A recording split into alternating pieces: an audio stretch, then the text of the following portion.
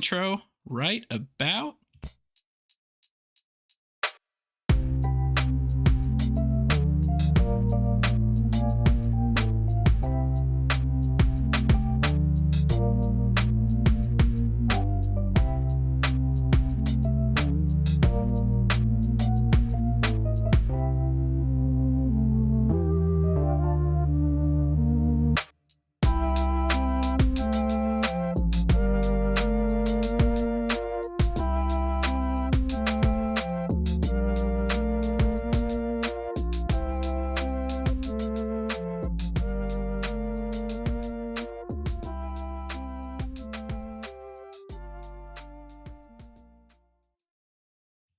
Hello and welcome back to Getaway Day. I am Mason. With me today is on the far right Gautham, and in the middle our occasional, sometimes guest host and best friend Matthew. So, how are you guys doing today? I am great. Doing well. Good deal. You guys getting back into the swing of things after our pretty big week we had last week? Yep. Slowly. Sad that there's not more baseball games to go to, but guess you got to come back to reality at some point. Yeah, I was going through some withdrawals there for the first 2 days, and then also like it doesn't help that I can't see anything. Um, but whatever. We'll get that fixed. I got an eye doctor appointment on Friday. We'll get a new prescription and new glasses, and it'll be fine. Who needs glasses anyway? Yeah, so I guess we'll probably get right into it here in a minute. But if you enjoy our podcast, don't forget to subscribe on your favorite podcasting app or YouTube to make sure that you don't miss any future episodes. Make sure to let us know your thoughts in the YouTube comments, reviews on Spotify, Apple Podcasts, wherever you could leave us a review. We'd really appreciate it. It really helps us out, lets us know what you guys do and don't like, and then just kind of helps push it to more people and gets more people engaged. You could also follow us on Facebook or Twitter, and now on TikTok at Getaway Day Pod. I don't know how I'm going to use the TikTok 100% yet. I've got some ideas, but I need to figure out video editing to do little snips of the podcast here. But I've got some other ideas for that too. So if you want to see any of mine or possibly some of Gautham's baseball card collection or some of our memorabilia, we might try and show that off occasionally. We'll work some stuff in there.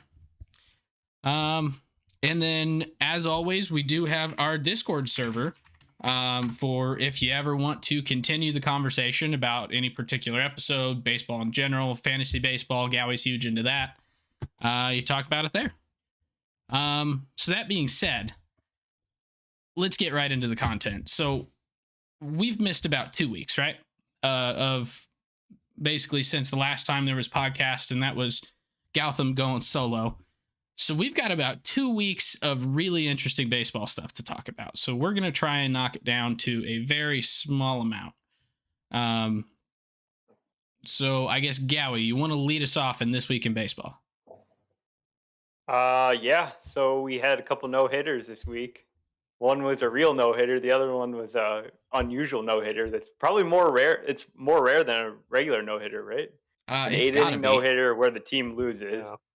which Well, is not technically a no-hitter. Yeah, and so like it's hard to tell because like I don't know how you would look that up. I'm sure they've got it somewhere, but Matthew, tweet at Sarah Langs and see if she has a response for us by the end of the episode. I'm almost disappointed she never posted one when it happened. Yeah. But so that one was the Cincinnati Reds, right? Against Pittsburgh Pirates.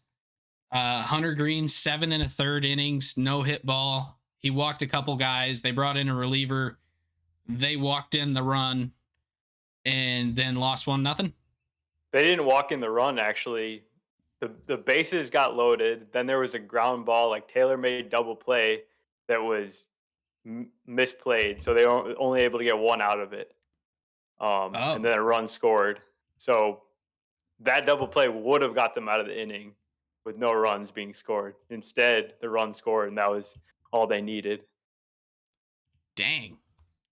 So pretty embarrassing thing for the Reds, and The thing that surprised me was that they actually let Hunter Green go out in that 8th inning, even though he had a super high pitch count. He ended up throwing 118 pitches. Why do you do that if you're the Reds? There's zero chance he would have finished the game. Yeah, I don't get that. It's his 7th game of his career. The dude is 22 years old. He throws like 101. Like, saving his arm, you would think would be like priority number 1 in this situation. Like, maybe you let him go to 110. But if he's not out of it at that point, you kind of gotta pull him, because you don't want to hurt him. And yeah, like Mark here is making the argument. Have you seen the Reds bullpen? Well, have you seen the Reds? Like, throwing him a complete game is not going to get you much. Like, you might as well just mail it in. Yeah, he's kind of like the one good thing they have going for him, right? Like, you don't want to mess that up. And he's had a ton of injuries himself in the past, so why risk it there? Yeah, exactly. But he did have a really dominant game, though. So what did I say? 7 1/3 in the 118 pitches, 9 Ks. He did have 5 walks, and was tagged with the run. So he did kind of struggle there at the end, but then again, that's kind of what happens whenever you let a 22-year-old kid go to 120 pitches on top of his warm-up tosses that day and all the pregame throws. And so he's probably at 250 throws. Like, that's not an insignificant amount. But oh well. But then we did get an actual no-hitter. And that was on when? Tuesday? Yeah. All right. So Reed Detmers goes out and throws a 9-inning no-hitter against the Tampa Bay Rays with only 2 strikeouts. Only reason it wasn't perfect is because he did have 1 walk. Like, wow. Like, I love Reed. I am so happy that he did this. No longer qualifies as a rookie, but he's from my hometown, or well, my current hometown adjacent. But yeah, he's struggled so far this year, and then he goes out and gets a no-hitter against the Rays, who have probably some of the best contact hitters in the league, don't they? And yeah, guys like Yandy, Franco, like pretty good offensive team, and completely shuts them down only with 2 strikeouts, which is really rare for a no-hitter, I would say. Yeah. So we unfortunately missed that game by a day, which would have been so cool to see. But oh well. See, anything else you want to talk about the no-hitters? In that no-hitter, the Angels' offense went absolutely crazy, though. Trout went 3 for 4. Ohtani went 2 for 5. Rendon hit a home run off Brett Phillips, left-handed. Ridiculous stuff. Yeah, and then the next day, Rendon was listed as a switch hitter. I was going to say, does he get the switch hitter designation on his Baseball Reference now? Let me check. So I have Fangraphs pulled up right now. Still right hand. Gotta complain to him. I know, right? Anthony Rendon. Still listed as bats right on BREF. So he's not getting the love he deserves. Him and G-Man Choi are both listed as just one-handed guys. But let's see here. Ooh. More terrible Reds news. Christian Yelich hit another cycle. His third career cycle against the Cincinnati Reds. He is now one of, was it 6 or 7 guys that have 3 cycles in their career? Do you remember, Matt? We were talking about it. We listed them all off, but I don't remember. He did, and I don't remember the number. But yeah, the question now is, will he get 4? I feel like he's got to. They have like 14 more games against the Reds. That's this year. Yeah. Yeah. No, and We might need Yelich. to change this segment to like the bashing the Reds segment instead of just this week in baseball. Well, if we're gonna do Or that, we're about gonna have to start talking about Castellini. Yeah. But all right, and then this one you talked a little bit about 2 weeks ago on your solo pod. But just the sheer dominance of Aaron Judge. But I pulled up his numbers since that podcast that you did, and Judge really, really wants his money this offseason, and he wants the MVP. Since the 5th of May, Judge is slashing 368, 444, 789 with 5 home runs, walking at a 13.3% clip and striking out just a little bit more often than that at 17.8. Dude is nuts.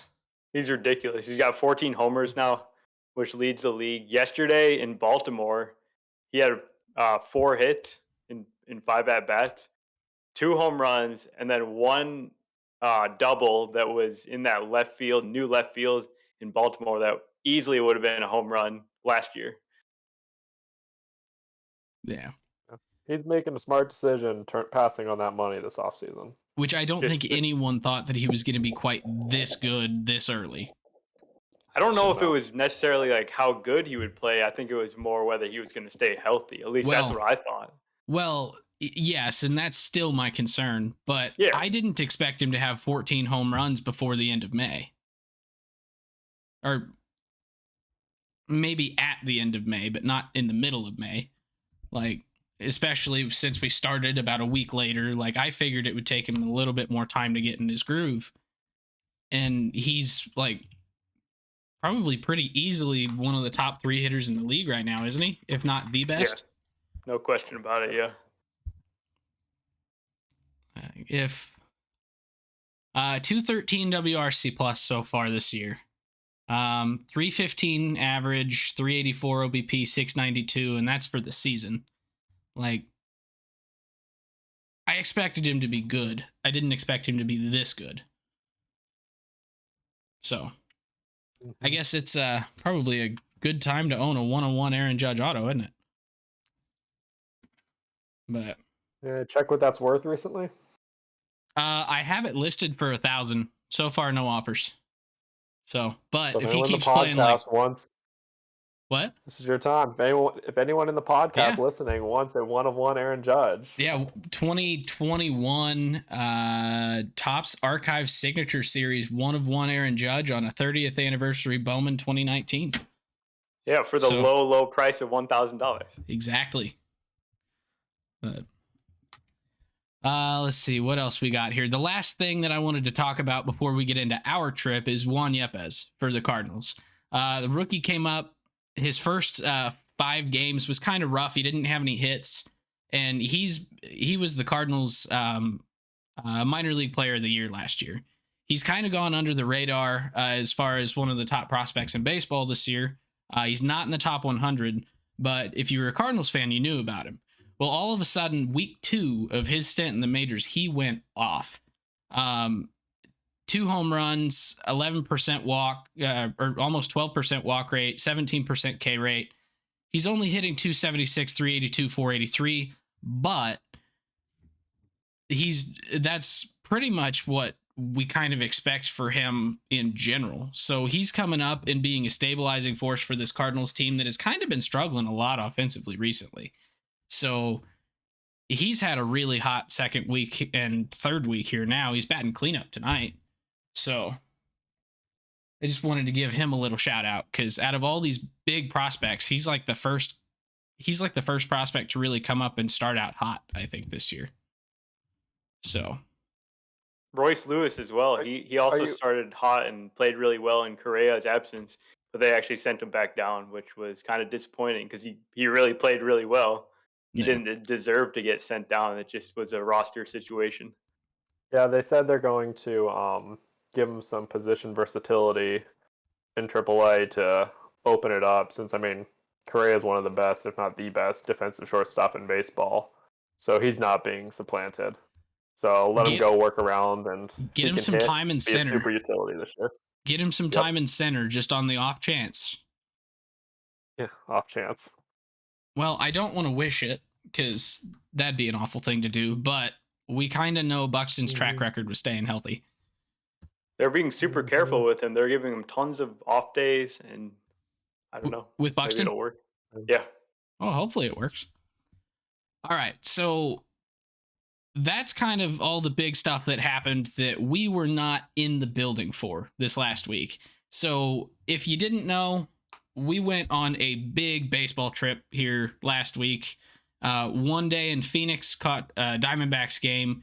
3 days in San Diego, caught two plus Padres games. We'll explain that in a minute. 1 Angels game and 2 Dodgers games, all in a 7-day period. And we just kind of wanted to talk you through kind of the highlights of our trip, do some stadium rankings, kind of talk about the best bits of all of those different games. So who wants to lead us off with the Diamondbacks? You do, because you're a big Diamondbacks fan. Ooh, that's a good point. Please hold.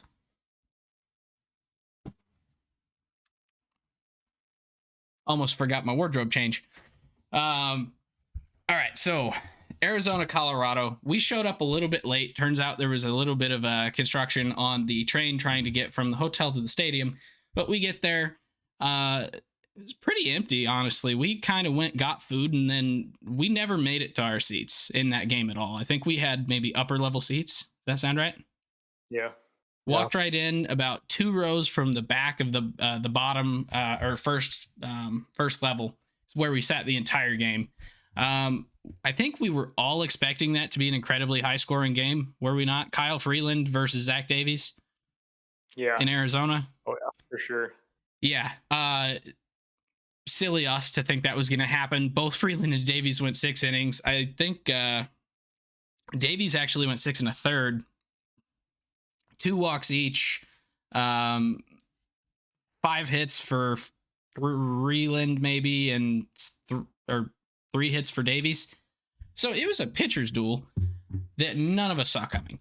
Scoring didn't start until the bottom of the 8th. There were 3 straight walks, and the first run scored on a ground into double play. Then things got interesting in the top of the 9th. Mark Melancon comes in after pitching 2 straight days. Gave up a single, got a strikeout, got a fielder's choice, gave up another single, and ended up losing the game 4-1, with that being all the scoring in the bottom of 8 and top of 9. So not the best game that we saw the entire week by far. Is that fair to say? But no surprise. I mean, it's the Rockies and the Diamondbacks. Yeah, and Chris Bryant was hurt, so he didn't play. So, yeah, and I recall that we spent so much time waiting for our Diamondback dogs that we felt like this game was just speeding by. It felt like the first 5 or 6 innings went by in like an hour. Yeah, and then it still ended up taking 3 hours and 24 minutes or something. Was it that long? I thought it was a little bit shorter than that, but it was just over 3. I thought it was 3:20. But it definitely slowed down a lot towards the later innings. Yeah. But, so, not the most interesting game, but I think we all had some things that we liked about the stadium, didn't we? So, I guess, yeah, using different balls in Phoenix. Phoenix is one of them that actually had the humidor prior to this year. They've had it for a couple years now. So I don't know how much we could blame the humidor ball as much as we can blame terrible offenses. But, yeah. So what do you say we go through our rankings of the stadium? So we're going to rank it here on a couple different categories. I've actually got 5 categories here. Architecture of the stadium, food and drink selection, food and drink prices, atmosphere, and an X factor that can be whatever you want. So if it doesn't have an X factor, you could put in a 1, but everything's ranked 1 to 10, and then we'll spit out an overall. So, Matt, I know you have some notes that you took on all of them. Gowie and I did not prepare very much, and we're going off the seat of our pants. So we'll let you start. All right. Do you want me to go through every category? Or let's go architecture first and just kind of talk about it, and then we'll move on. I gave the architecture a 4. It is a okay ballpark. However, the fact that the roof cannot open or close while people are inside of it knocked it down a lot. Yeah. So that's where it left it as a 4. Yeah, I could see that. And honestly, we probably should have done a better job of walking around the stadium a little bit. I think we pretty much only went from, behind home plate to the right field foul pole in the concourse area. And that's about the extent of where we walked. So all of our impression of the architecture of the stadium is from approaching it on the outside, which it was nice. It wasn't anything spectacular. It's kind of like I like to describe it as like a less unique Miller Park. It just looks like a large warehouse almost that was built in the late 90s. It looks like if you built Lucas Oil Stadium in Indy in the 90s. That's what it looks like to me. Definitely doesn't look like it would be a baseball stadium from the outside, but it does have the paneling that opens. The roof supposedly opens. They do have the pool in right center. That's a really cool feature that we didn't really approach. So I would ordinarily give it about a 6, I think. But because the roof doesn't open, I'm going to knock it back to a 5.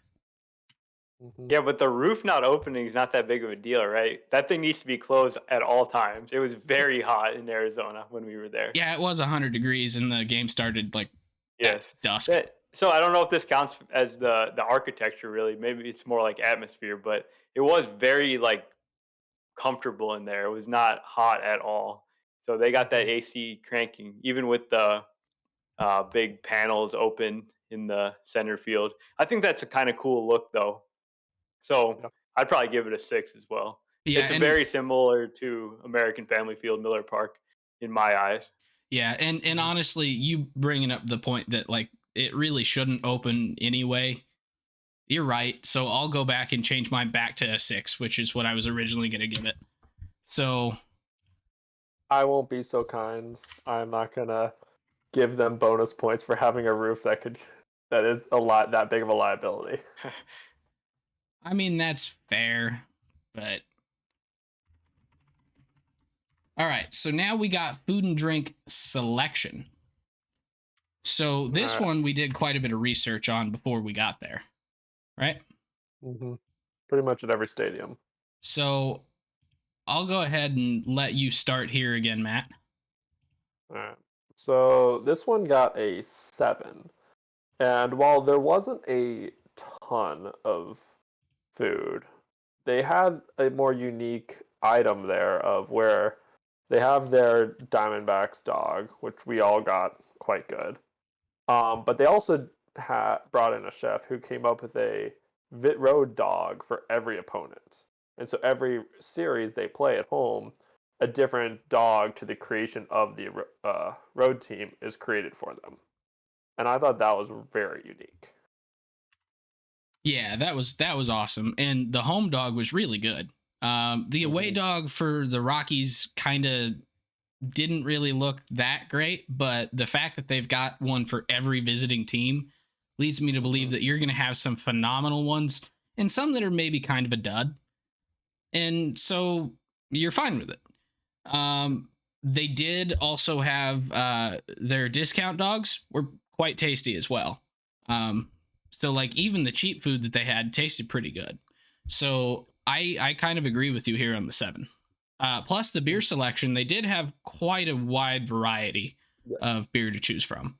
And that was in that small section we went to. I'm sure they had a lot more that we didn't see. Yeah, I pretty much agree with everything you guys said. I'll go 7 as well. All right. So then next category is food and drink prices. All right. So I assume I'm still leading off here. So I gave that one a 7 as well. Dog was a little bit more expensive, but it was a foot-long dog. So you got a lot of bang for your buck there. As Mason mentioned, they also had a value dog there that was pretty good priced. It got knocked down a little bit on price-wise because this first beer we got was like 12 ounces and it was like $13. However, I think we got a couple 20 ounces afterwards for like $15. Yeah, so it helped bring it back up. It was 20 ounce cans, not 20 ounce draft. But you do get a lot more bang for your buck there. I was exact same notes, but I'm actually going to give it a 6 just because it seems like it's very inconsistent. Just from where we were walking, some of it seemed like you would just assume that they would try and price it the same across the stadium for the same stuff. So I'm going to give it a 6 just due to inconsistency. Yeah, I'm probably going with the 6 too. The value menu is nice because the food's actually pretty decent. You get the popcorn and a hot dog and stuff, and it's pretty cheap. So I'll say 6. All right. So then next we have atmosphere. All right. So for that one, I gave it a 6. It was Arizona, Colorado. There wasn't a lot to cheer for in that game at times. Luplow had that stolen base. That was pretty good. He had 2 stolen bases. 2 stolen bases. And an error. Yeah. Yes, but that was later. That one doesn't count. Like I mentioned earlier, it was a really nice feel inside. Very perfect temperature and everything, given that it was 100 plus outside. So that helps it out, but fans just weren't super into it. I mean, there wasn't a lot to cheer about, like we said. 0-0 into the 8th inning? Yeah. So yeah, and then the scoring there was not anything to be excited about either. Right. So I'm actually going to give it a 5, and I've got one extra note to add here.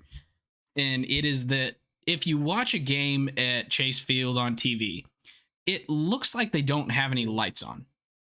And you're like, how? Like, is the grass that dark? Like, what is it? No, it's just kind of that dark in the stadium. And it almost felt more like a movie theater than a baseball stadium to me, just from the lighting itself. And so I'm going to knock it down another point to 5. Okay. I forgot about that one. Yeah. Like, general vibe of the fans is not that great, but that's probably just because they're the Diamondbacks right now. And it does kind of get a little bit loud in there, probably just because of the roof. Yep. It's so got if that. If they actually had more fans, it would probably be a good atmosphere. Yeah, it's got that T-Mobile Park effect where it just holds all this. And I know you haven't been there, but Matt and I have, so he knows what I'm saying. But it just kind of holds all the sound in, so it makes a really small crowd feel like a lot. So when they do cheer, you're like, okay, this is actually kind of a good atmosphere.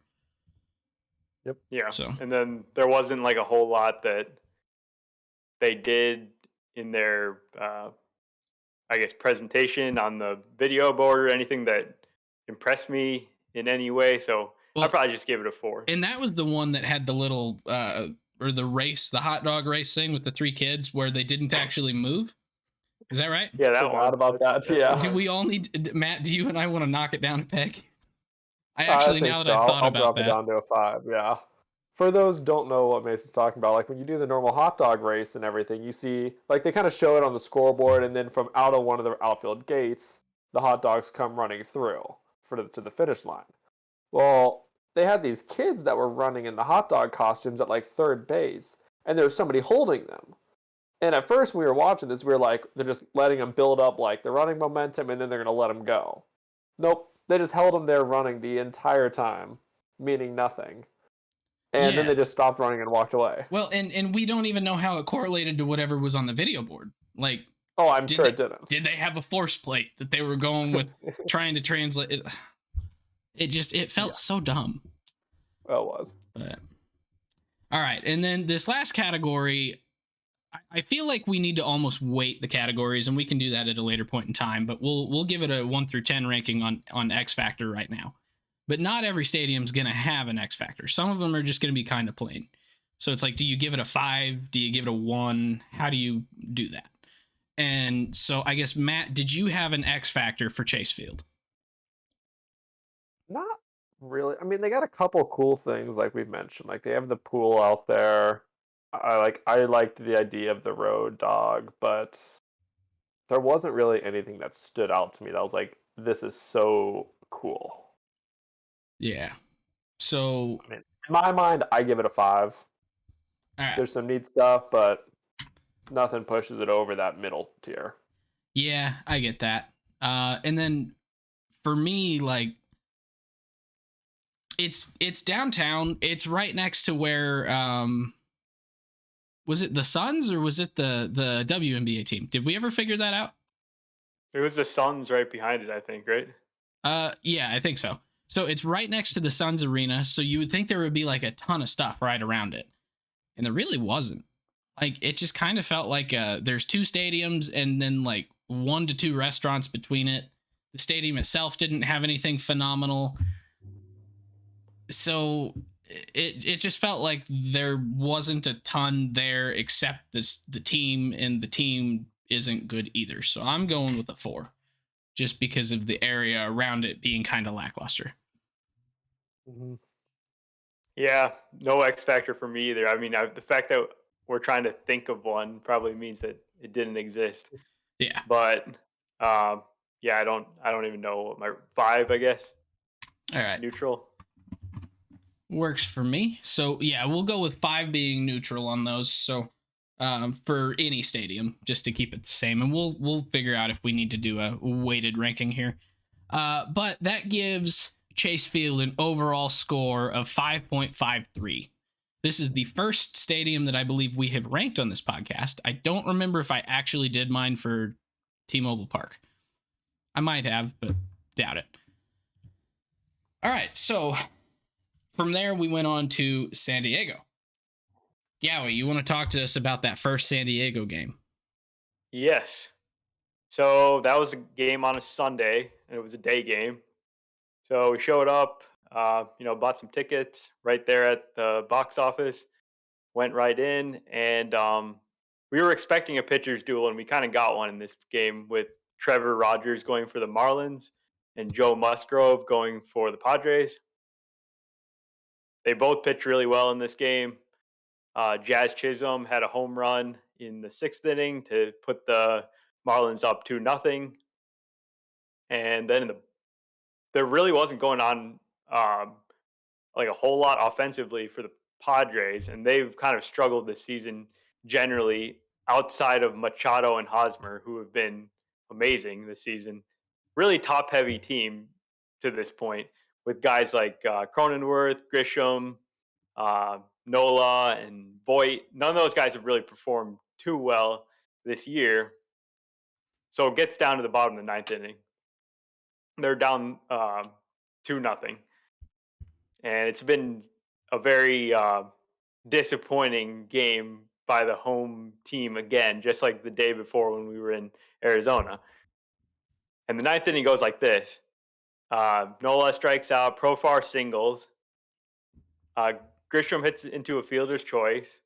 C.J. Abrams comes up and bloops a little single to left field. Then the Padres put in a pinch hitter, Jorge Alfaro, and there's like a mound visit right before he batted, correct? Yep. Yeah. So pitching coach goes out, gives him the game plan on Alfaro, who I was talking about as having the worst plate discipline in all of professional baseball. First pitch of the at bat absolutely destroys the ball to left field, 450 feet for a 3-run homer walk off. It was possibly the longest home run in the history of history. It was gone. He crushed instantly. The entire stadium knew it was gone in that split second where he hit it. So very exciting end to a very boring game, right? Yeah. And then they're putting his interview on the video board after. Get to see him get dunked or the water poured on him, and he's talking about how he was telling his mom was saying, "You're going to hit a home run for me today, even though you're not playing." Well, and he responds with, "Do you know how hard that is?" Yep.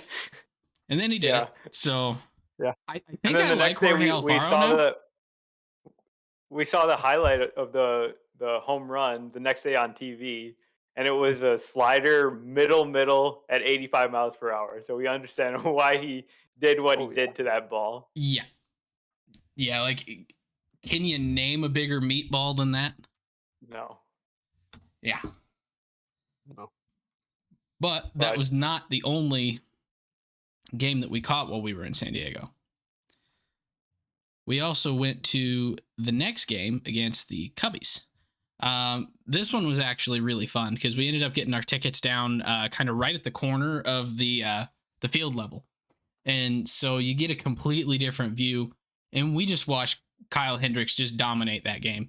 8 2/3 shutout innings, 7 strikeouts. I'm not sure he's ever thrown more than about 1 in a game. Rude. That's a hurtful thing to say. He could throw and inaccurate. He could throw a Reed Detmers no-hitter. No, but Hendricks absolutely dominated that game. We got to see the young stud Mackenzie Gore go up against him, and he pitched really, really well for 5 innings as well. 6 Ks. He did give up 3 runs. And the Cubs, they had this game from the start, but Mackenzie Gore did pitch really well. Padres only got 4 guys on base the entire game. And then we did get to see 1 quote unquote home run. That was not in this game. That was not in this game? That game. That was the game we watched on TV at the fine Matthew, San Diego establishment. Matthew, you put it in the wrong group of games. All right. Please hold off on the quote unquote home run. We'll talk about it in a minute.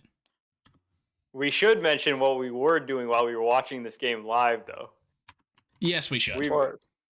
What were we doing, Matthew? We were watching the greatest comeback in MLB history.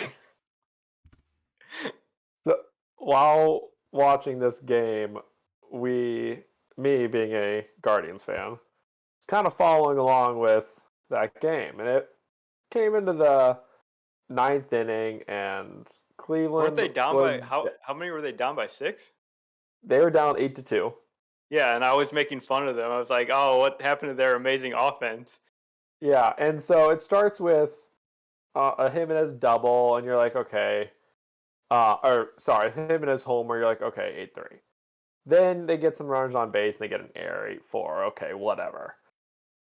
And then Josh Nelson Naylor steps up to the plate and just wallops a ball to right center field. And by wallops, I mean it barely cleared the fence. But he still it hits a grand slam to tie the game. 10th inning goes, and this is taking us to extra. 10th inning goes by, each team scrapes across a run, and the 11th inning walks up. And guess who comes up to plate with 2 men on base? Josh Naylor. And he does it again. And he has 7 RBIs in the last 3 innings of the game, along with a double that game. And after he hit that 3-run homer, he had arguably the greatest home run celebration ever recorded on TV. So was it in Cleveland? No, it was in Chicago. How much do you think Chicago fined him for the property damage? What the wall took from his helmet? Yeah. So yeah, I was a bit worried about his elbow after he threw the helmet when he got back in the dugout after he did some aggressive high-fiving with all his teammates coming back to the dugout. Just chucks his helmet at a wall. I can't remember if I'm thinking of this one or if I'm mixing this and the Schwarber like yelling at the ump. Was Naylor a 2-handed throw, or was Naylor just like a wind-up one-handed? It was just one hand. Yeah, he yanks it off and then chucks it. Okay, so Schwarber was the 2-handed. The slam? Yeah. Okay. But yeah, no, that helmet had to be like, what, 85 out of the hand? Like, probably. At least. He had some velo on that thing. I was impressed. But yeah, so Cubs win, Guardians win, we go home happy and fat. Yeah, the food was so good. Oh, yeah, and we'll get to that one here in a minute. Yeah. So then, Gowie, you want to tell us about our third game in San Diego? I think Matthew wants to tell us about that one. That's a good point. So, naturally, we spend all day up on Beer Street. As one does. Make a last-minute decision that we're going to go to a game. So, game was what, at 6:40, I think. 6:40, and we're back at the hotel at like 6:30, and we're just starting to look for games. So we see a couple options for tickets as we're starting to walk to the stadium. Game time hits as we're finding stuff, and StubHub comes across the screen. It's like, no more tickets for the game. Naturally thinking it's just hit the game time, so we're good. I refresh the screen, and tickets all of a sudden pop up. So I'm like, great. Buy the tickets. By this point, we're like right at security, so we walk right through. Tickets are delivered a minute later. We get up to the line, and we have him give them the ticket, scans it, and then it flashes red. And upon further investigation of those tickets, they were purchased for the following day and not the game we were trying to go to. Womp womp. Yep. So instead of going to that game, we went to the bar where the day before I had lost my glasses. So that was fun. They didn't have them again. They're gone. No idea where they went. So that was unfortunate, but it was a pretty solid game overall. I mean, Wade Miley struggled, giving up 3 runs in 3 innings, but Alfonso Rivas hit a home run, his second of his career, or just the season? Of the season in what we believe is his hometown, because he's from pretty close to San Diego. And you found his parents, correct, Matthew? Or you found his family at the game? That was the first game, right? The first game, yeah. Yeah, I walked by. There was a crowd of about 4 or 5 guys or people with his jersey on, and I talking to you guys about it, I think the next day. I was like, I'm shocked there's so many. Well, and they weren't all the same number though either. Yeah, there was 3 that had one number, and then a 4th had a different number. Yeah. So that was fun. He got to hit a home run. We think probably in front of his family, because I'm sure they probably went to all 3 games.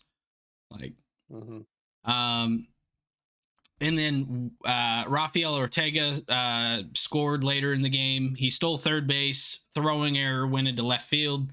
He scored on that. And then Frank the Tank Schwindel comes up.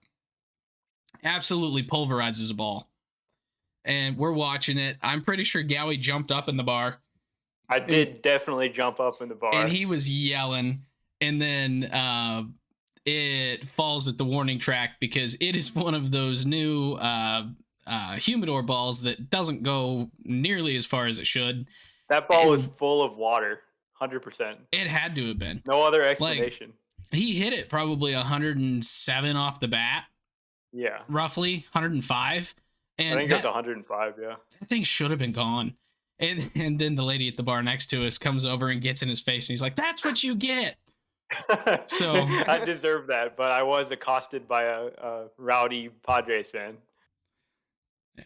So we had a great time in San Diego. I think it's time to go ahead and do our stadium rankings. What do you guys think?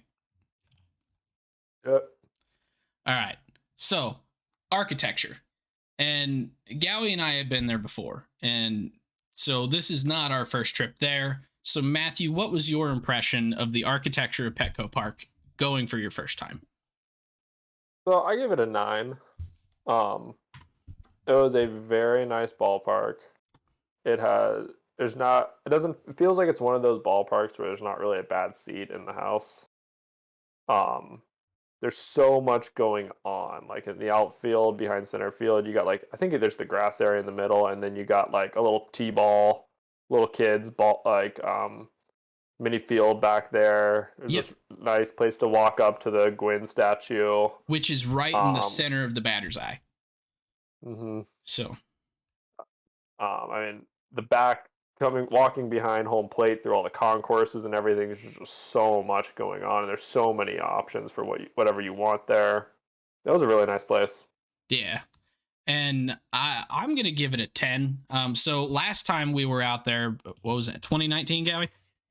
Yeah. So we took the tour, and so they were telling us, like, when the stadium was being designed in the early 2000s, like, all that went into it, and, like, so they tried to capture all of the different elements of being right there on the coast, because it's right on the San Diego Bay, or whatever.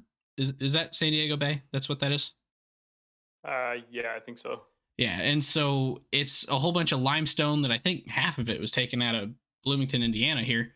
And the blue seats that kind of are supposed to be reminiscent of the water and the sky meeting.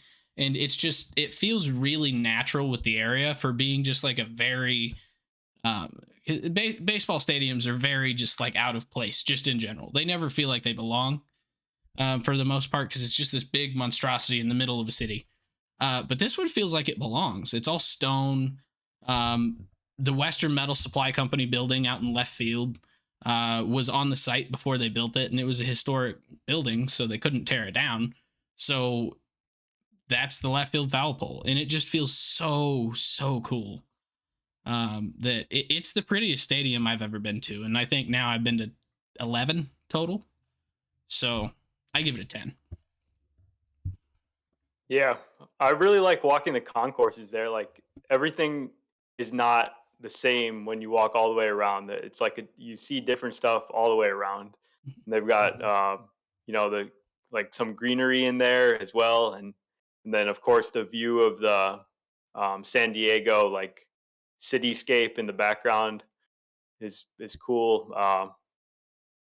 Yeah, and I like what you're saying about the stadium just really fits where it is. I give it a 10 as well. All right. So now we get to food and drink selection. And 10. yeah, 10. 11. Easily the most food variety I have ever seen at a ballpark. Yeah. And probably the highest quality food I've ever seen at a ballpark. I mean, I think Gowie and I both agree. We had probably one of our top 3 meals of the entire trip in that stadium. And I couldn't tell you if it was the tri-tip nachos or the chicken sandwich, but one of those two is top 3 on the trip. Wouldn't that make them both top 2? Both top 3? Well, it would make it so there's a tie for 3. So it'd be top 4. Still top 3. It'd be top 4. I think it's 3. All right, top 3. Sorry. Didn't mean Come to on. offend you. You gotta keep hyping up the ballpark. But you have 2 top 3 foods. Exactly. But the pizza there is really good. If you just go to Pizza Port. Yeah, Pizza Port. They have the largest beer selection that I've ever seen at a stadium. In the concourse right behind home plate, there are 10, I think, carts from different breweries. And it just has a portion of the beer from each one of those breweries that you can find in that stadium. It's phenomenal. So, all right. Now on to the prices. So I gave it a 9. Originally, I was at a 7 to an 8. But then our second game on Monday, when we found that happy hour, bumped it up. It is a good point. So if you go into the Ballast Point or Ballast Point Brewing on the second level, kind of behind the first base line, before the game, it's $5 12-ounce beers. Once the game starts, definitely get the 20 ounces because it's your better value. They're about $15.50. But before the game, get in there, go to that bar, and the food is awesome. That's where we had the hot chicken sandwiches. I think you had the tenders, which were fantastic. Yep. And if you can manage to get to the front of the line, that's where you stay the whole time before the game. It does get a little slow, so we definitely missed the first was it just the first batter or the first half inning? Trying to get back to our seats. It was definitely part of that first inning because we missed them score that first run. Yeah, but I think I'm going to go with an 8 just because like the food is more expensive. The beer is more expensive, but you don't really care because of the sheer like quality and selection that you have. So I'm going with worth an 8. it. I think the prices are worth it and they're not outrageous for what you get. So I'd say a 9. All right. So now on to atmosphere. Yeah. So I was flipping between a 7 and an 8 here. I think I'm going to go with an 8 because of the follow home run. But it was a little I mean, Monday was hard because they literally had no life in that whole game. Yeah. So there was just no fan interaction or enjoyment there. But I will say, Cubs fans travel well, no surprise. And there was a lot of Cubs fans at that Monday game. Yeah. Yes, there were. They were into it. Yeah. And I think comparing it to Chase Field, like their kind of between innings activities are way better. Their video boards are elite, I think. Like they have a new fun fact about each player on both teams for every at bat of the game. And I think we only got to one Cubs game, so I couldn't really tell game to game, but I wonder if they have different facts for each day, because that would be sweet. But then they've got your advanced statistics up there. They use Fangraphs, but that was really nice to see. So yeah, I think I'm also gonna go with an 8. The Anchorman race is awesome. Brick got distracted after having a massive lead, and Ron Burgundy won, but it is what it is. Someone sounds a bit salty about that, but I am, but I know Brick, so it's like I can't be too mad. All right. yeah, I love the atmosphere in San Diego. I think that Sunday game was kind of just laid back, and that's just the way the games are. I feel like people aren't like on the edge of their seat. There's so much other stuff to do in that ballpark, but I don't know. Like I still enjoyed it a lot, and feel very relaxed when I'm there. I guess. Yeah. I give it a 10. All right. And then now we get to the X Factor. And I kind of want to go first on this one, if you don't mind. So for me, the X Factor is their connection to history. Like, it's not a team that is necessarily like the most dominant in history. They don't have the best players of all time, with the exception of guys like Tony Gwynn, Dave Winfield, Trevor Hoffman. They are up there, especially for their positions and what they did. But if you go look through their Hall of Fame, they have plaques of guys who played for the Padres at some point, but didn't go on with the Padres hat. Some of them kind of feel cheap because when they were the PCL affiliate of Cleveland. Mm-hmm. But there's some others that are really cool. The fact that they brought in Western Metal Supply is part of the stadium. And just all the little aspects of the stadium that are playing into the history of the city and the history of their team. I just really like it. I'm going to give it a 7, maybe 7.5.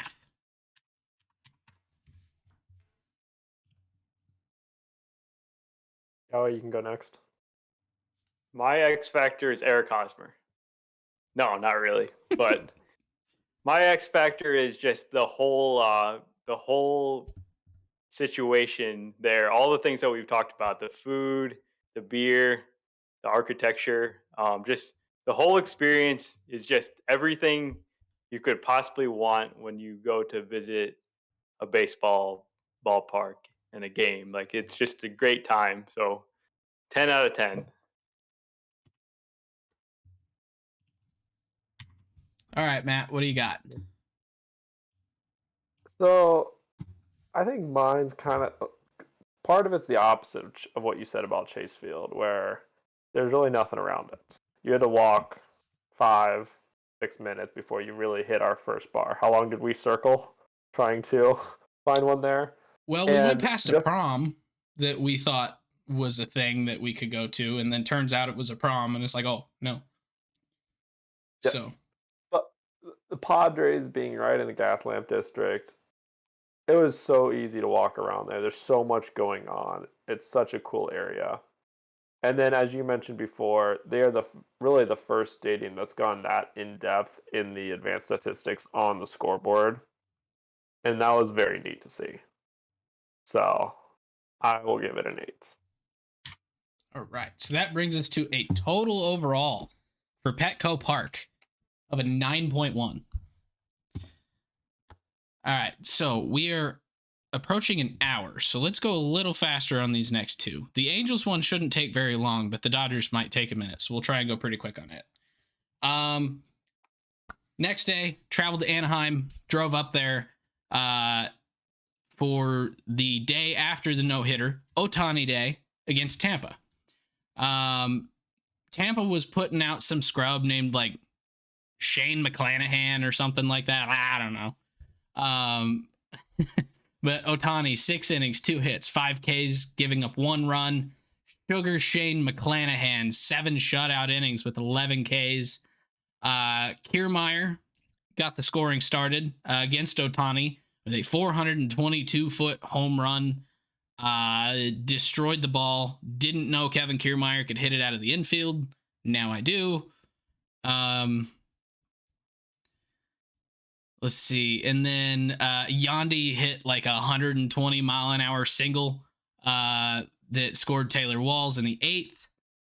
And then we get to the fun part. So this game's lineup was missing Michael Nelson Trout, Taylor Nelson Ward, more guys.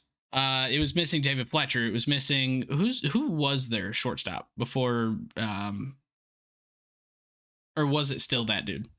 I think it was Andrew Velasquez. It was still Velasquez. All right, so I guess Velasquez was still there, but so we ended up seeing 3 guys that I think we were looking forward to seeing: Short King, David Fletcher, Taylor Ward, and Mike Trout, all out of the lineup. Well, Taylor Nelson Ward comes in to pinch hit in the 8th inning and did what Taylor Nelson Ward does and hit a 2-run bomb to tie the game. So we go to extras. Tampa gets 2 runs off a loop. And then the Angels bring in the man, the myth, the legend, Mike Trout to pinch hit in the 10th inning. He disappointed us by only taking a walk. And then the Angels still managed to fail to score and lost 4-2. So it was a fun late innings again. How many times has that happened now? 3? So 3 out of 4 games so far. Everything waits until late to get interesting. Is there anything I'm missing about the game itself? Just that the extra inning experience was pretty much like worse than I expected, or about what I expected. The road team scored like really quickly in the 10th inning, like on the first batter, right? There was a double into left field, just scores a run, just completely deflates the crowd, and I don't know, it just doesn't feel like baseball. Which was basically non-existent. Did we actually look up what the attendance of that game was? More than it probably actually was. Yeah, and with that game, it was a bit odd because the game was scheduled for 4 p.m. local time, so it was like... Yeah. So attendance was 21,000, 46% of their stadium. No, it wasn't. Yeah, no, maybe definitely 15, felt like less. Maybe. Yeah, it was maybe 15K actually showed up to the game. So deflating 15,000 fans in an open air stadium when they're not the most rowdy fans in general, you don't really tell that anything bad happened. Or like you wouldn't know anything bad happened if you weren't watching it yourself. So, but yeah. So what do you say we go ahead and knock out these Angel Stadium rankings real quick? It'll be pretty quick for me. I can go on a rant if you want me to. We'll let you do your comments, and then I'll just add in if I got anything. So what do you got for architecture, Matt? I gave it a 4 because the bones of the stadium are okay, but holy crap, what a waste of space their outfield is. Yeah. How many more seats you could fit in there?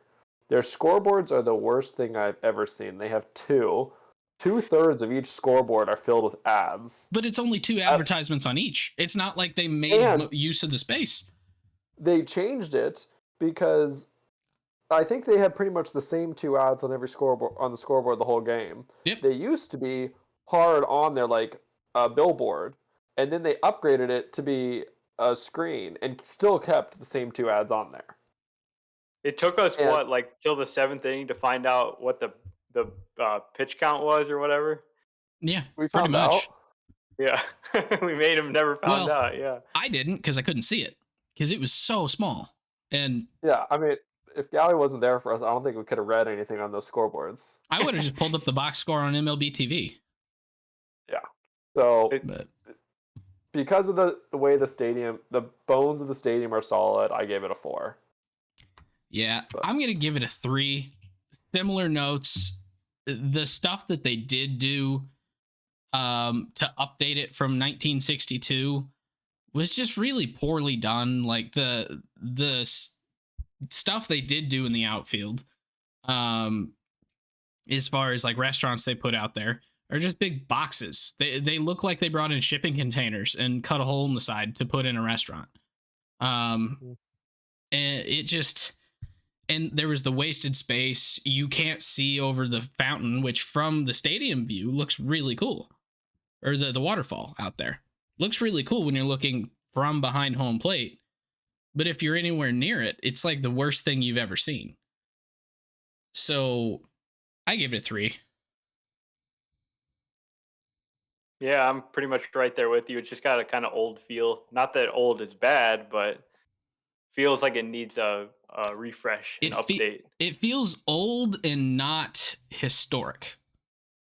Yep. So what number are you giving it, Gowie? I'll say a 4. All right. Food and drink selection. So I'm either at a 2 or a 10 here. Depends on how we think those nachos were. So we ordered nachos once there, and the guy goes behind the counter, pulls out like one of those paper trays, sticks a little container of cheese in there, a little container of jalapenos in there, and then sticks a Tostito bag on top. It's like, Yeah. that'll be $7. Yep. So I'm going to go with a 2. Because that's about the best thing you can get at that stadium still. Yeah, I mean, looking online at the options they have, it wasn't good. When you're walking by, like, it felt like it was my high school's concession stands, but worse somehow. Because we at least that'd be better. made sandwich ribeyes, like, Yeah. but they had like the box candy that you could get for $1 at Walmart. They had the same peanuts you could get at every game, just regular like bottles of soda and water. But I'm not even sure they had like soda dispensers. Did they? I didn't see them. But so yeah, I'm giving it a 2. Like, they had concessions. So and there's supposedly really good nachos somewhere in that stadium. We just never found them. Yeah, I don't really have anything else to add. I guess we didn't eat that much there. No, we did not. So, what do you think? 2? Sure, 2. All right. Food and drink price. It's a tough one for I us to paid- judge because we didn't really buy enough stuff. I paid $7 to make my own nachos. You made them perfectly, I might add. I know, so I enhanced the quality of those, so they were worth $7 in the end. But So there's what was your number there? 2. 2. Yeah, I just looking at the boards, I kind of agree. I didn't buy anything myself there. I think you bought a water for me and that was about it. But Also, Mason, before we go any further, we're almost done with the Angels. oh my god.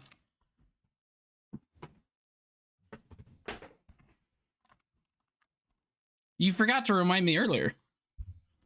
I reminded you for the Padres, but I forgot about the Angels. Well, okay. Well, don't let me forget the last one. Gowie, food drink price. Let's just Same? say 2. Yeah, All right. 3, whatever. Atmosphere. I'm giving it a 1. That was the worst baseball atmosphere I've ever been to, and it was a really well played game. Like, it was a pitcher's duel between 2 of the best pitchers in the league. We got to see a Taylor Ward home run. We got to see Mike Trout pinch hit. And nobody ever made a sound except the guys behind us that were talking about not the game that was going on. it was the worst atmosphere I've ever been to in a major league stadium. They got kind of into it doing When like you Taylor said, with Ward the hit home the run. when he hit the pinch hit home run, like people were really excited. And when he came up, when they announced that he was coming to bat, like people got very excited as well. Yeah. But it was just a small crowd, I think, and I think that was just a function of it being at a weird time on a Wednesday. And it's not in a good location either, which certainly plays into it. Yeah. Because like I don't What do you think mean? that It's game right was next to a the good George. game to like judge the atmosphere of what it normally is. I've got to think that it's much better than that for a regular night game. that's fair. Was anyone else there living the George though, Gowie? No, No, just me. that's fair. I was live love Lorenzoing. But all right, so what do you got for atmosphere scores? 3. Yeah, I'll say 4. All right, I'm really bringing down the Angels score here. I hated that stadium. I did too. So X Factor. The metal detectors. Before Galley can say it. The metal detectors is a plus. But everything else is so far down. Except Fletcher. He's up. Oh, that's a good point. We got a picture with Short King David Fletcher. He's taller than me, apparently. Yeah, I don't know how that makes sense. I was gonna give it a huge down from the fact that it's like a mile wide parking lot to get to like the one restaurant around it. But we have 2 pluses there, so I might give it a 4. Might give it a 4. It does have Carl Strauss Brewing right next to it, which was really solid, in my opinion, at least. But you had to walk about a mile to get to it. And then they blocked off the one crosswalk, so you had to walk another mile. Yeah. I think X factor for me for the Angels is really just their players, right? It's Mike Trout, it's Ohtani, Taylor Ward, and I'll be honest, I was a little demoralized when I was obsessively scrolling Twitter to find the lineup on the way there, and I found out that Mike Trout and Taylor Ward were not in the lineup. So I'm glad they at least got in the game. So Yeah. I got to see them play live. So I'll say just 4 for X Factor. All right. What do you got, Matt? I'll go 3. All right. Any new notes there? If not, I'll get to the overall here. Go for it. Our overall for Angel Stadium, 2.8. It's not good. At some point, once we have like 15 stadiums in here, I think it'll be interesting. So finally, we go across town to Dodger Stadium, where we caught 2 games against the Phillies. And I think we all kind of thought that this would be one of the more interesting matchups of the week. Just from quality of teams playing. Like, yeah, the Phillies maybe have not been playing the best, but the lineup that they put together could be awesome. In that first game, Gow, you want to talk us through it real quick? Yeah, so it was an absolutely wild game. Started off with the Phillies scoring a bunch of runs.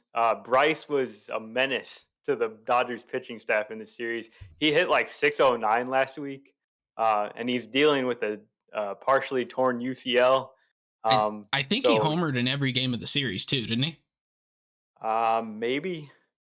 But yeah, he definitely homered in that first game we watched on Thursday. Scored some more runs. Bellinger hit a home run while we were getting food. And then they were up by 6 runs or so in the middle innings of this game. And then the Dodgers start 7-1. Yeah, so they start making a little bit of a comeback, make it 7-3 in the 8th.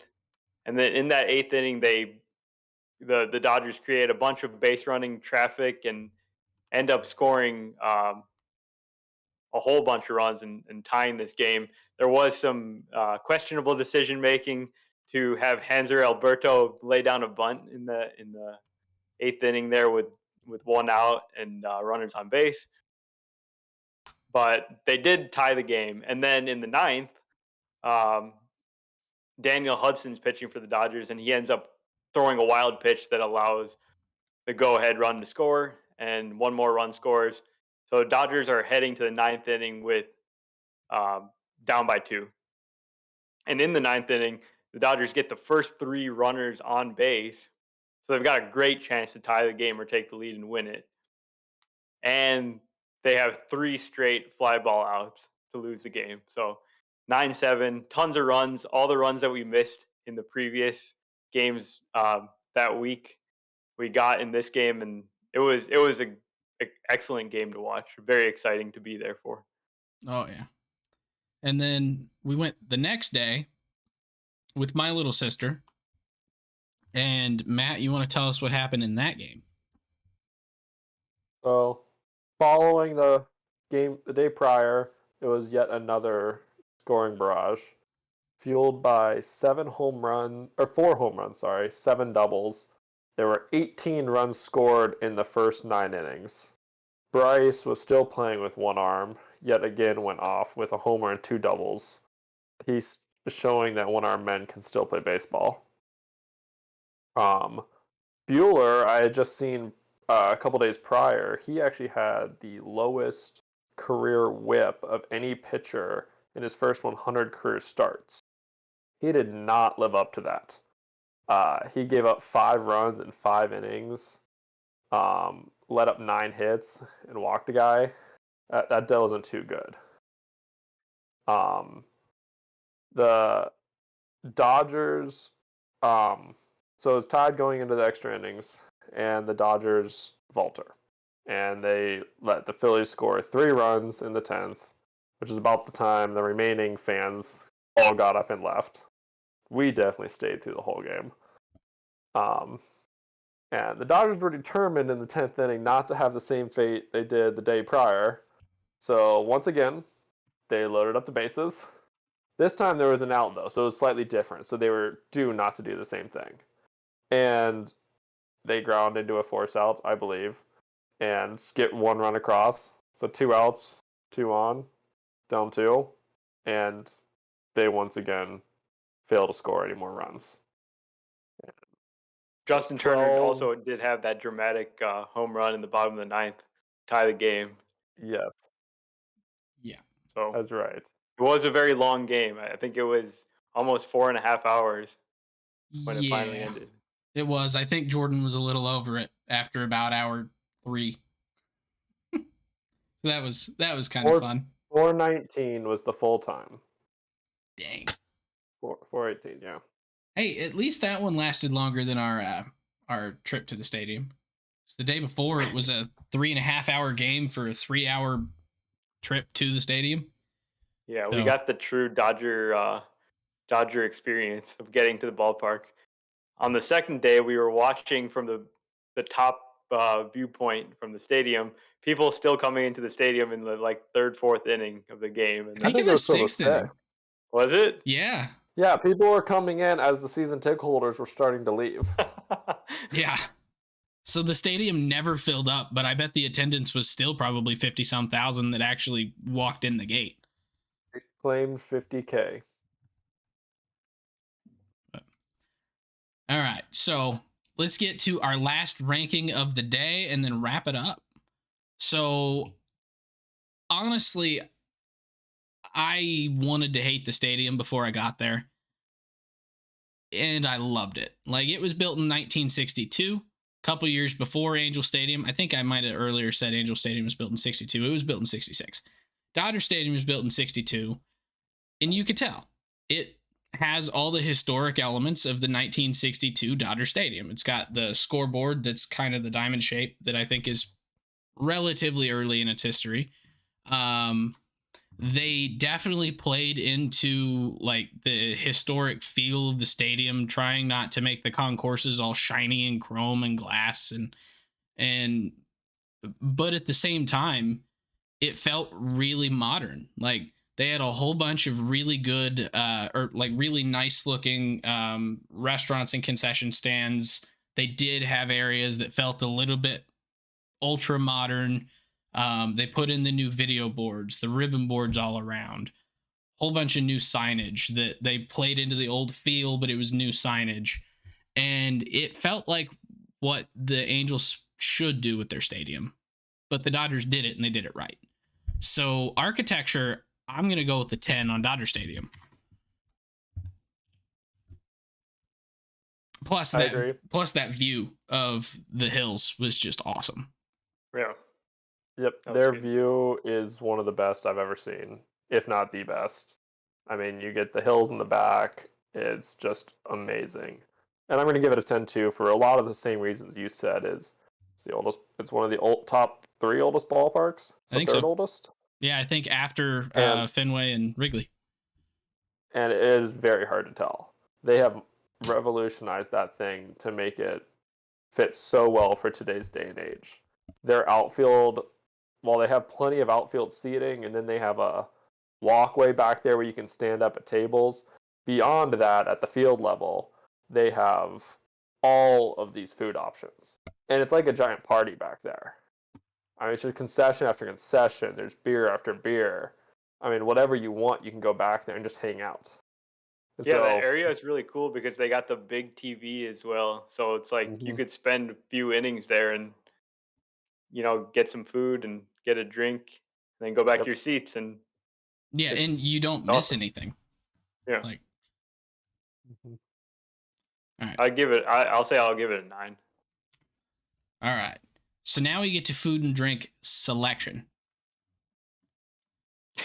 The selection is an interesting one because we had some struggles finding some things that we had searched for online. The michelada sausage, which was nowhere to be found in the stadium. We asked so many people. They all pointed us in a different direction, and then there would be nothing there. And the supposedly elite ice cream sandwiches, the exact same thing. Yes.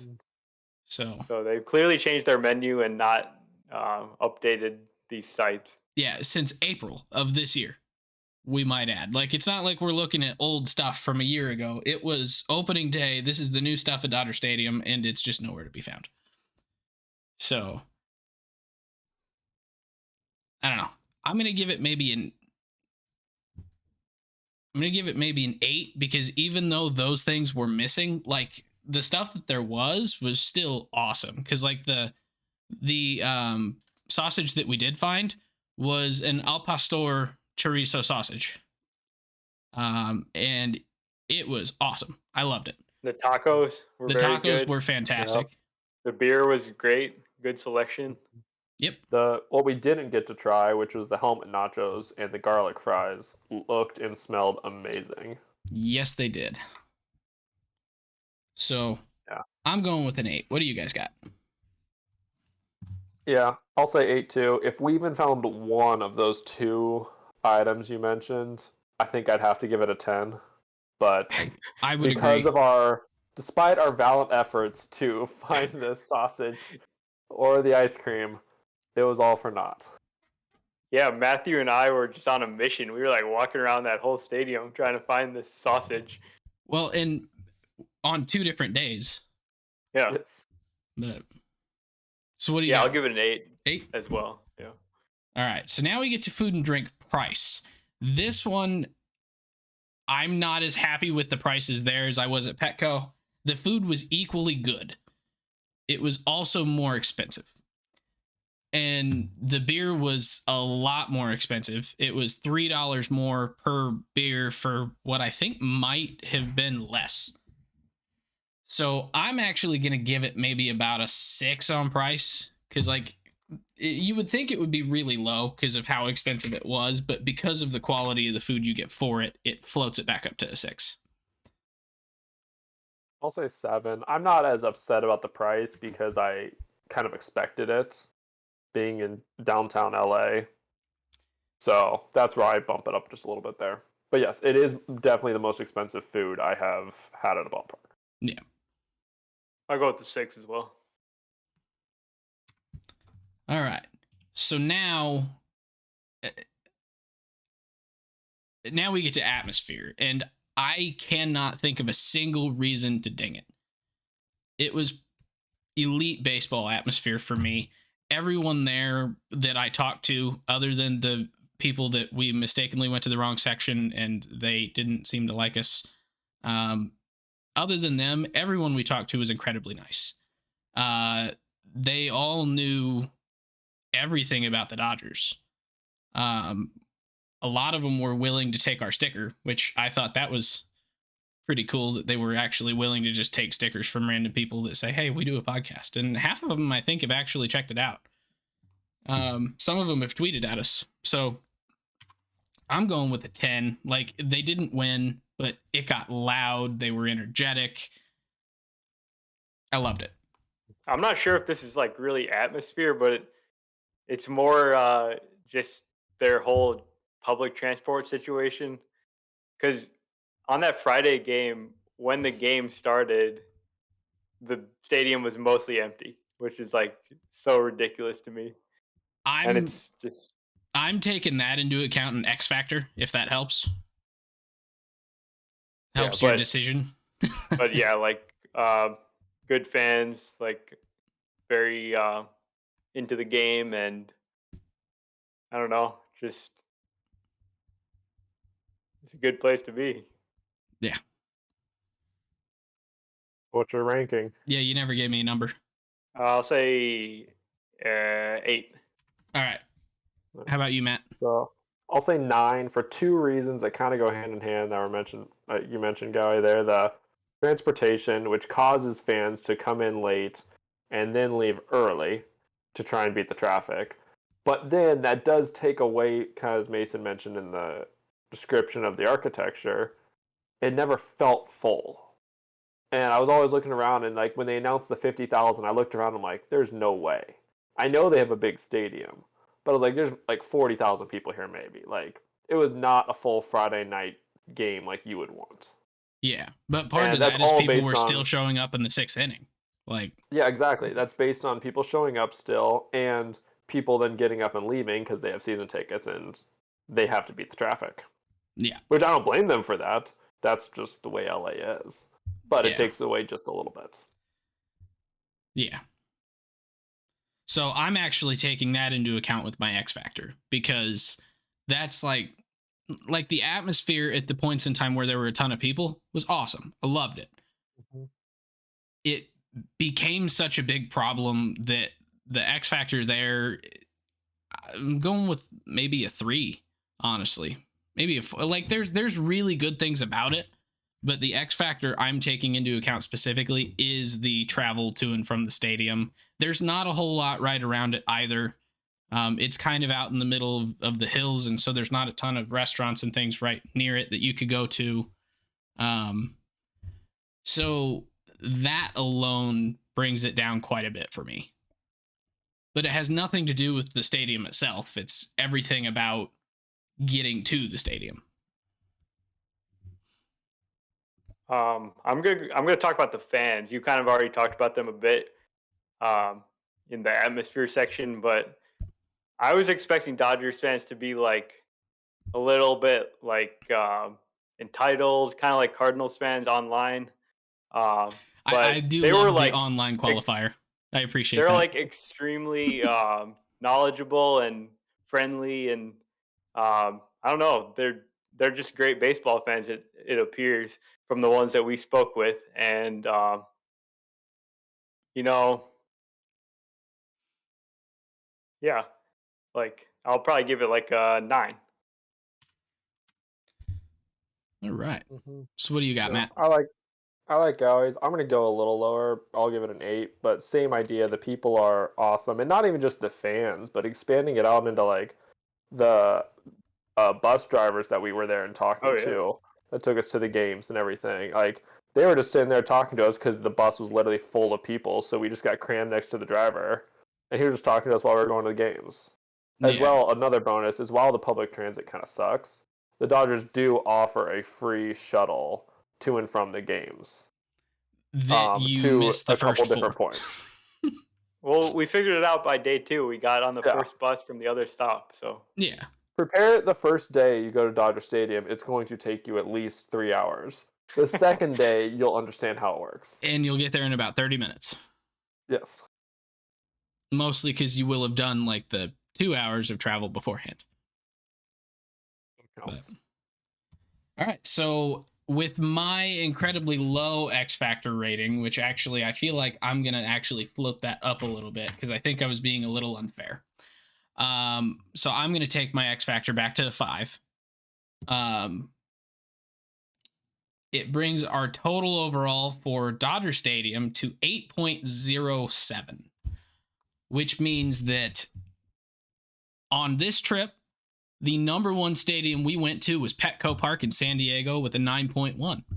And the absolute worst stadium we went to was Angel Stadium with 2.8. So I'm going to keep this this file here. And as we go to more stadiums as a group, I want to go through and do this and add to it and eventually hopefully have all 30. So I think it would just be really cool to have a definitive ranking of the best stadiums. I kind of want to give Angel Stadium a second shot on a day that I know that Trout is playing. Because I feel like maybe we missed a few things and it might be a little better than we thought, but it's not significantly better than we thought.